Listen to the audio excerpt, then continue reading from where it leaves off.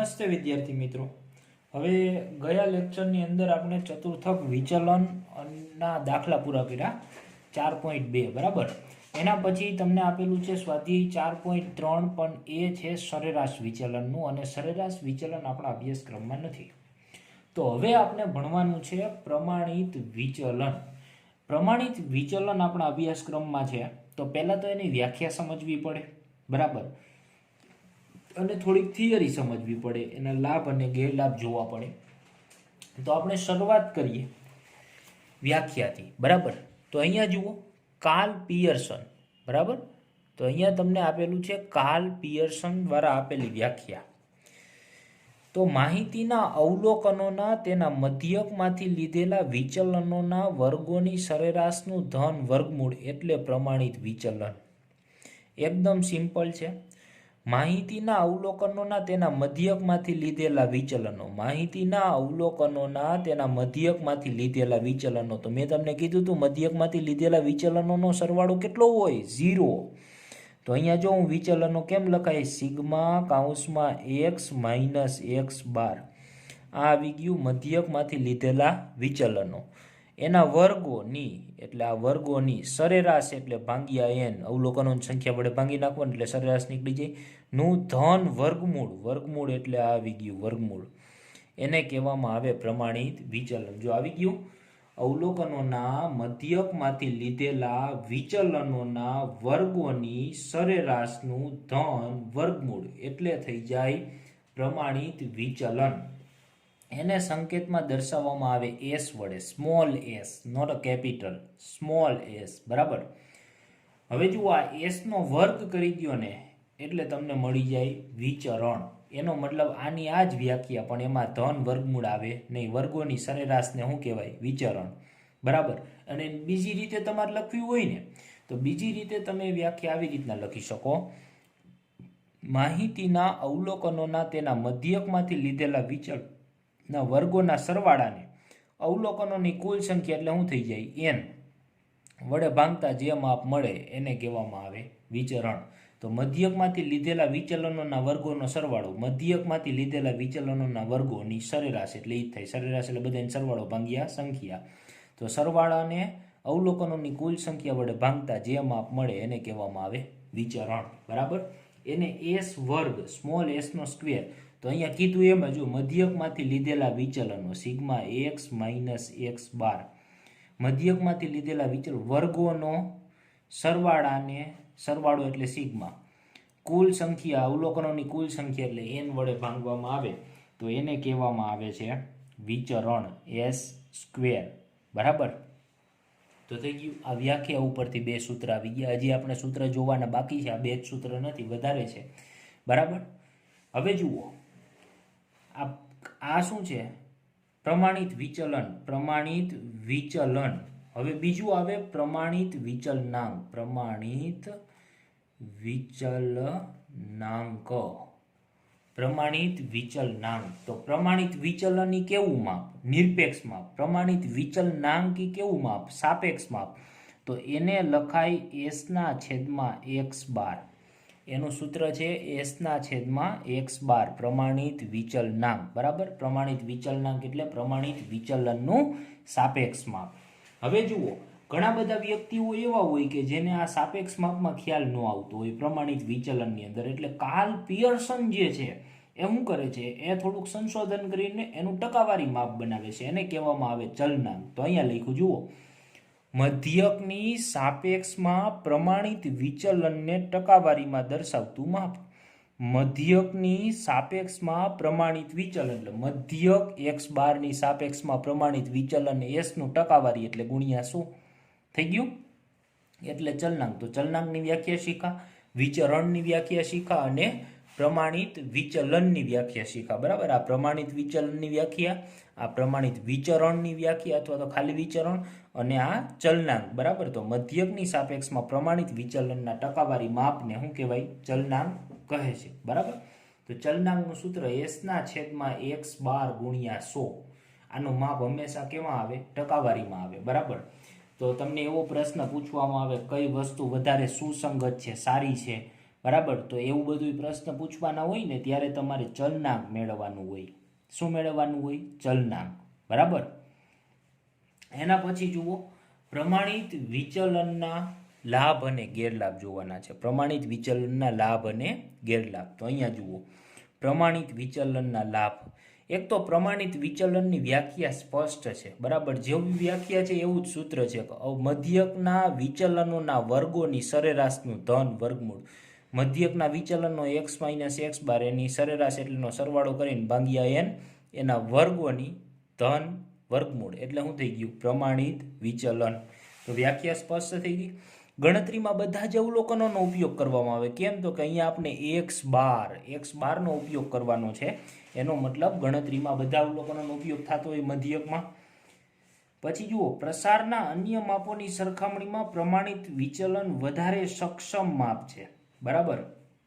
તો પ્રમાણિત વિચલનની વધારે સક્ષમ માપ એટલે છે કારણ કે તે ઈચ્છનીય પ્રસારમાનના ઈચ્છનીય તમામ લક્ષણોનું પાલન કરે છે. બરાબર. એ તમે પ્રસારમાનના ઈચ્છનીય લક્ષણો છે એ શરૂઆતમાં જોઈ ગયા પહેલા લેક્ચરમાં. એના પછી જુઓ, ચોથો મુદ્દો આપેલો છે, પ્રમાણિત વિચલન અન્ય બેઝિક ક્રિયા માટે અનુકૂળ માપ છે. બેઝિક ક્રિયાઓ કેવી હોય? તો કે ફોર એક્ઝામ્પલ તમને પ્રમાણિત વિચલન અને મધ્યક આપેલું હોય તો તમે મિશ્ર પ્રમાણિત વિચલન મેળવી શકો. બરાબર. તો એ બેઝિક ક્રિયા થઈ. તો એવી બેઝિક ક્રિયા તમે બીજા કોઈની અંદર કરી શકતા નથી. એનો મતલબ કે પ્રમાણિત વિચલનમાં એવી બેઝિક ક્રિયાઓ થાય છે, સામાન્ય ગણતરીઓ થાય છે. મધ્યક અને પ્રમાણિત વિચલન વડે તમે મિશ્ર પ્રમાણિત વિચલન મેળવી શકો. બરાબર. પણ મિશ્ર પ્રમાણિત વિચલન આપણા અભ્યાસક્રમમાં નથી. તો એવી બેઝિક ક્રિયાઓ માટે અનુકૂળ માપ છે. પછી પાંચમું મુદ્દો જુઓ, પ્રસારના અન્ય માપોની સરખામણીમાં પ્રમાણિત વિચલનનો ઉપયોગ વિશેષ છે. કેમ પ્રમાણિત વિચલનનો ઉપયોગ વિશેષ છે? એ પ્રસારમાનના ઈચ્છનીય બધા જ લક્ષણો ધરાવે છે. એટલે તમને એવું પૂછવામાં આવે કે મધ્યવર્તી સ્થિતિનું શ્રેષ્ઠ માપ કયું? મધ્યવર્તી સ્થિતિનું શ્રેષ્ઠ માપ કયું? તો મધ્યક. તો કયું? મધ્યક. પણ તમને એવું પૂછવામાં આવે કે પ્રસારમાનનું શ્રેષ્ઠ માપ કયું? પ્રસારમાનનું શ્રેષ્ઠ માપ કયું? તો પ્રસારમાનનું શ્રેષ્ઠ માપ છે પ્રમાણિત વિચલન. કયું છે? પ્રમાણિત વિચલન. બરાબર. તો પ્રમાણિત વિચલન એ પ્રસારમાનનું શ્રેષ્ઠ માપ છે. પ્રમાણિત વિચલન એ પ્રસારમાનનું શ્રેષ્ઠ માપ છે. એક માર્ક્સમાં મોસ્ટ ઇમ્પોર્ટન્ટ ક્વેશ્ચન છે. તમને પૂછવામાં આવે પ્રસારમાનનું શ્રેષ્ઠ માપ કયું? તો પ્રમાણિત વિચલન. અને એમ પૂછવામાં આવે કે મધ્યવર્તી સ્થિતિના માપનું શ્રેષ્ઠ માપ કયું? તો મધ્યક. તો આ થઈ ગયા લાભ. કેટલા? 5. એક તો પ્રમાણિત વિચલનની વ્યાખ્યા સ્પષ્ટ છે. ગણતરીમાં બધા અવલોકનનો ઉપયોગ થાય છે. અન્ય માપોની સરખામણીમાં પ્રમાણિત વિચલન વધારે સક્ષમ માપ છે. પ્રમાણિત વિચલન અન્ય બેઝિક ક્રિયા માટે અનુકૂળ માપ છે. બરાબર. અને અન્ય માપોની સરખામણીમાં પ્રમાણિત વિચલનનો ઉપયોગ કેવો છે? વિશેષ છે. હવે જોવાના છે એના ગેરલાભ. તો એના 3 ગેરલાભ છે. એક તો પ્રસારના અન્ય માપોની સરખામણીમાં પ્રમાણિત વિચલનની ગણતરી થોડીક અઘરી છે. હમણાં સૂત્ર જોશો એટલે તમને ખ્યાલ આવી જશે. એમ તો એકદમ સહેલું છે જો તમે ધ્યાન આપીને વ્યવસ્થિત ભણો તો. બરાબર. પણ બીજા માપોની સરખામણીમાં એની ગણતરી કેવી છે? અઘરી છે. અને આ માપમાં અંતિમ અવલોકનોને વધુ મહત્વ મળે છે. કારણ કે તમે ડી મેળવો અથવા તો મેળવો તો આમ જુઓ, વચ્ચે 0 આવે ને ઉપર 1 2 3 ને નીચે 1 2 3 આવે ને તો ઓલા 3 છે એ ક્યાં જાય? ઉપરના. અંતિમ અવલોકનો એટલે શરૂઆતના ને છેલ્લા. બરાબર. તો અંતિમ અવલોકનોને કેવું મહત્વ મળે છે? વધુ મહત્વ મળે છે. અને જો આવૃત્તિ વિતરણ ખુલ્લા છેડાવાળું હોય તો તમે પ્રમાણિત વિચલન મેળવી શકો નહીં. કેમ? તો કે તમને x બાર જ ન મળે. અહીંયા જુઓ, તમે શું છે? x - x બાર ખુલ્લા છેડાવાળા વર્ગ હોય ત્યારે મધ્યક મળે? ન મળે. તો મધ્યક ન મળે તો પ્રમાણિત વિચલન મળશે નહીં. કારણ કે મધ્યક વગર તો પ્રમાણિત વિચલન મળી જ ન હવે. કઈ સમજાઈ ગયું? એટલે આ થઈ ગયા એના ગેરલાભ. એક તો પ્રમાણિત વિચલનની ગણતરી અઘરી છે. એમાં અંતિમ અવલોકનોને વધુ મહત્વ મળે છે. અને ખુલ્લા છેડાવાળા વર્ગ આપેલા હોય ત્યારે પ્રમાણિત વિચલન છે એ મેળવી શકાતું નથી. હવે જોવાના છે એના સૂત્ર. બરાબર. તો એમાં તમે ખાસ ધ્યાન આપજો. કારણ કે હું અહીંયા લખતો જઈશ, બરાબર. તો આ સાઈડ આપણે લખી દઈએ કે ભાઈ અવલોકન આપેલા હોય ત્યારે કયા સૂત્ર, અને આ બાજુ આપી દઈએ એફની કોલમ આપેલી હોય ત્યારે કયા સૂત્ર, બરાબર. તો પહેલાં આપણે શરૂ કરશું સીધી રીતથી. સીધી રીત, તો પહેલાં તો પહેલું સૂત્ર તો તમને ખબર જ છે, એસ બરાબર વર્ગમૂળમાં સિગ્મા એક્સ માઇનસ એક્સ બારનો વર્ગ છેદમાં એન, બરાબર. અને એફની કોલમ આપેલી હોય, આ ક્યારે લખવાનું સૂત્ર, એક્સ બાર પૂર્ણાંક હોય. કેવો હોય? પૂર્ણાંક. એનો મતલબ આખો હોય, 25 આવે, 35 આવે, અથવા તો 37 આવે. આને પૂર્ણાંક કહેવાય. પણ 37.5 છે એને પૂર્ણાંક ન કહેવાય, એને અપૂર્ણાંક કહેવાય. જો આ 0.5 આવ્યા, આવો આખો આંકડો હોય 25, 35, 45, 100, 110, એને કહેવાય પૂર્ણાંક. ત્યારે આ સૂત્ર વાપરવાનું, બરાબર. એક અવલોકન આપેલું હોય ત્યારે આને, એફની કોલમ આપેલી હોય ને ત્યારે અહીંયા સિગ્માની પછી એફ લગાડી દેવાનું. એસ બરાબર વર્ગમૂળમાં સિગ્મા એફ કાઉન્સમાં એક્સ માઇનસ એક્સ બારનો વર્ગ છેદમાં એન. થઈ ગયું, બરાબર. હવે એવું થાય કે એક્સ બાર કેવું આપેલું હોય? અપૂર્ણાંક આપેલું હોય. કેવું આપેલું હોય? અપૂર્ણાંક, બરાબર. તો ત્યારે આમાં આવું કરી શકાય, એસ બરાબર, આ સૂત્ર ધ્યાન આપજો, સિગ્મા એક્સનો વર્ગ છેદમાં એન માઇનસ એક્સ બારનો વર્ગ. તમારે આવું ન લખવું હોય તો અથવા એસ બરાબર સિગ્મા એક્સનો વર્ગ છેદમાં એન માઇનસ એક્સ બારની જગ્યાએ તમારે શું લખી દેવાનું? એક્સ બારનું સૂત્ર સિગ્મા એક્સના છેદમાં એન આખાનો વર્ગ. એક્સ બાર એટલે સિગ્મા એક્સના છેદમાં એન જ થાય ને. એક્સ બારનું સૂત્ર લખી દેવાનું. આ બેમાં કોઈ પણ લખી શકો. એક્સ બારની જગ્યાએ એનું સૂત્ર લખ્યું છે, પણ વધારે બેટર વે આ છે, બરાબર. આની અંદર મિસ્ટેક ઓછી આવશે. અહીંયા જુઓ, એસ બરાબર સિગ્મા એફએક્સનો વર્ગ છેદમાં એન માઇનસ સિગ્મા એફએક્સના છેદમાં એન, અથવા તો તમે બીજું શું લખી શકો? એક્સ બારનો વર્ગ, બરાબર. અને આવું ન લખવું હોય તો અથવા શું લખી શકો? એસ બરાબર વર્ગમૂળમાં સિગ્મા એફએક્સનો વર્ગ છેદમાં એન માઇનસ સિગ્મા એફએક્સના છેદમાં એન આખાનો વર્ગ. એક્સ બારનું બીજું સૂત્ર થાય ને, સિગ્મા એફએક્સના છેદમાં એન આખાનો વર્ગ. થાય કે ન થાય? બરાબર. આ બધી તમને ખબર જ છે. એન એટલે અવલોકનોની કુલ સંખ્યા, એક્સ એટલે મધ્ય કિંમત તમે જે મેળવો વર્ગની. તો આમાં તો એક્સ એટલે અવલોકનો જ થાય, અવલોકન આપેલા છે. આમાં અવલોકનની એફની કોલમ આપેલી હશે, બરાબર. આ બે સૂત્ર ક્યારે વાપરવાના? અપૂર્ણાંક આપેલા હોય ત્યારે. હવે આપણે જોવાની છે કઈ રીત? ટૂંકી રીત. કઈ રીત? ટૂંકી રીત. તો ટૂંકી રીત ક્યારે હોય? જ્યારે ડી વાળી રીત આવે એને કઈ રીત કહેવાય? ટૂંકી રીત. તો અવલોકનો આપેલા હોય ત્યારે એસ બરાબર વર્ગમૂળમાં સિગ્મા ડી સ્ક્વેર છેદમાં એન માઇનસ સિગ્મા, એટલે આ તો પૂરી થઈ ગઈ, એક જ મિનિટ, સિગ્મા ડીના છેદમાં એન આખાનો વર્ગ. આ ક્યારે? ટૂંકી રીત, બરાબર. અને અહીંયા ટૂંકી રીતમાં શું થઈ જશે? એસ એફની કોલમ આપેલી હોય ત્યારે સિગ્મા એફ ડીનો વર્ગ છેદમાં N minus sigma F D છેદમાં એન આખાનો વર્ગ, બરાબર. થઈ ગયું ટૂંકી રીત. એફની કોલમ આપેલી હોય ત્યારે ગુણ્યા સી. આ સૂત્ર મેં વર્ગ આપેલા હોય ને ત્યારનું છે. વર્ગ આપેલા હોય ત્યારે આ સૂત્ર, બરાબર.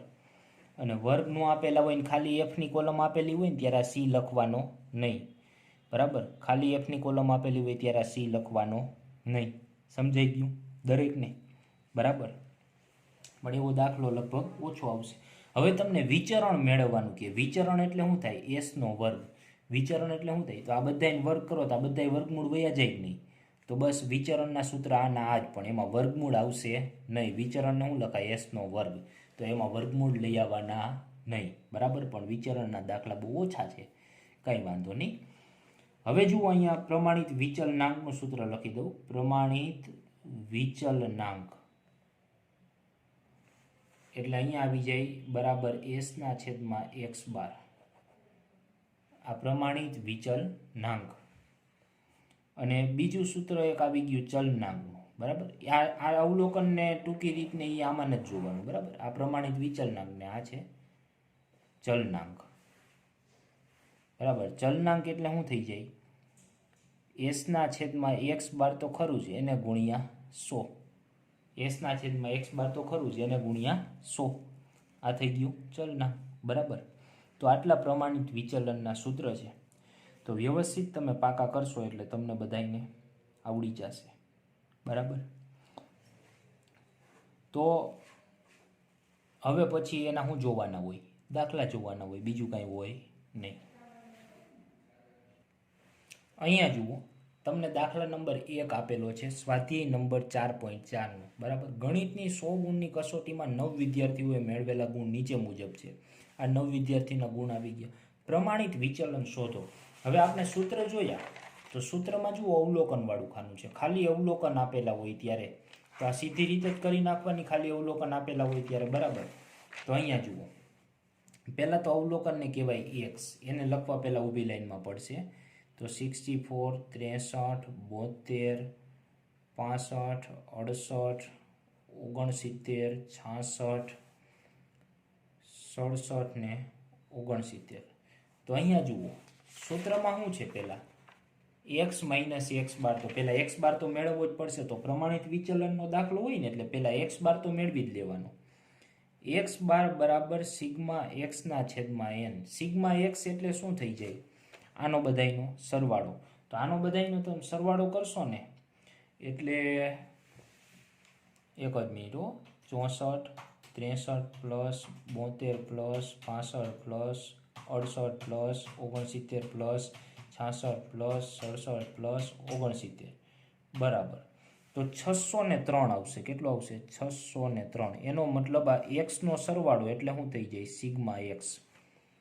અહીંયા આવી ગયો. તો સિગ્મા એક્સ 603. એન એટલે આ બધાને ગણી લેવાના. 3 ને 3, 6 ને 7, 8, 9. બરાબર. હવે આ બેન ભાગાકાર કરો. ભાગ્યા 9. બરાબર. તો અહીંયા આવી જશે 67 ગુણ, 67 ગુણ. આ ગુણ આપેલા છે ને અહીંયા જુઓ, ગણિતના ગુણ. તો 67 ગુણ એક્સ બાર. તો એક્સ બાર કેવો આવ્યો? પૂર્ણાંક. પૂર્ણાંક આવ્યો. પહેલાં એક્સ બાર મેળવવાનું પૂર્ણાંક આવ્યો. તો આ પહેલું સૂત્ર લઈ લઈએ અવલોકનવાળું. એફની કોલમ આપેલી નથી એટલે કયું લેવાનું? અવલોકનવાળું. આ પહેલું સૂત્ર. તો અવલોકનવાળું સૂત્ર શું છે? પહેલું એસ બરાબર વર્ગમૂળમાં સિગ્મા એક્સ માઇનસ એક્સ બારનો વર્ગ છેદમાં એન. આવી ગયું પહેલું સૂત્ર. હવે આપણે જરૂર છે એક્સ માઇનસ એક્સ બાર. તો અહીંયા પહેલી કોલમ બનશે એક્સ માઇનસ એક્સ બાર. પછી જુઓ એનો વર્ગ છે. તો અહીંયા આવી ગયું એક્સ માઇનસ એક્સ બારનો વર્ગ. એનો સરવાળો કરો એટલે સિગ્મા એક્સ માઇનસ એક્સ બારનો વર્ગ થઈ જાય ને. બરાબર. તો હવે એક્સ આ બધામાંથી આપણે એક્સ બાર છે ને 67 માઇનસ કરી દઈએ. બરાબર. તો આમાંથી 67 તો માઇનસ 64માંથી 67 જાય તો -3, 63માંથી 67 જાય તો -4, 72માંથી 67 જાય તો 5. જુઓ, એક્સમાંથી એક્સ બાર માઇનસ કરવાનું, મતલબ આમાંથી આપણે એક્સ બાર જે 67 છે ને માઇનસ કરવાનું. તો 65માંથી 67 જાય -2, 68માંથી 67 જાય 1, 69માંથી 67 જાય 2, 66માંથી 67 જાય -1, 67માંથી 67 જાય 0, 69માંથી 67 જાય 2. બરાબર. આ તો વિચલન થયા એક્સ માઇનસ એક્સ બાર. આનો 0 આવે. આ કેટલા આવે? 0. તમારે કરવું હોય તો કરો. જુઓ, આ -2 +2 ગયા, 1 માઇનસ +1 ગયા. બરાબર. 5 ને 2 7 અને 4 ને 3 7, માઇનસ માઇનસ આ 2 પ્લસ ને આ 2 ઉડી ગયા, બધા 0 થઈ ગયું. પણ આપને જો એના માટે શું આપ્યું છે? વર્ગ આપ્યો છે સૂત્રમાં. એક્સ માઇનસ એક્સ બારનો વર્ગ અને પછી એનો સિગ્મા એટલે સરવાળો, પછી એનો સરવાળો કરવાનો. હાલો, તો આનો વર્ગ કરી દઈ. 3 તેરી 9, ચોકે ચોકે 16, પચું 25, 2 દુ 4, 1 એકા 1, 2 દુ 4. આનો વર્ગ 2 દુ 4, આનો વર્ગ 1, 0 નો વર્ગ 0, 2 નો વર્ગ 4.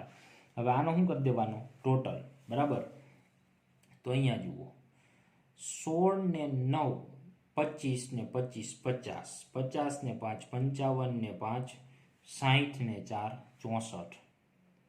તો આ શું થઈ ગયું? આનો સરવાળો થઈ ગયો ને. એના સરવાળાને શું લખાય? સિગ્મા એક્સ માઇનસ એક્સ બારનો વર્ગ. આવું લખી શકાય આના સરવાળાને. તો આ જુઓ, સિગ્મા એક્સ માઇનસ એક્સ બારનો વર્ગ મળી ગયો કેટલો? 64. તો અહીંયા આવી ગયું 64 ને એન કેટલો છે? આ 9. કેટલો છે? 9. બરાબર. એ બેન ભાગાકાર કરશો એટલે 64 ભાગ્યા 9. બરાબર. 7.11 ને 1 આવી રીતના આવશે. પછી વર્ગમૂળની નિશાની દબાવવાની, એટલે વર્ગમૂળની નિશાની દબાવશો ને એટલે અહીંયા આવી જશે 2.67 ગુણ. નિરપેક્ષ માપ છે ને પ્રમાણિત વિચલન એસ, બરાબર. તો આવી ગયું 2.67 ગુણ. સમજાઈ ગયું બધાને? તો બાકીના દાખલા આપણે આવતા લેક્ચરમાં જોઈશું. We will see you in the next lecture. Thank you.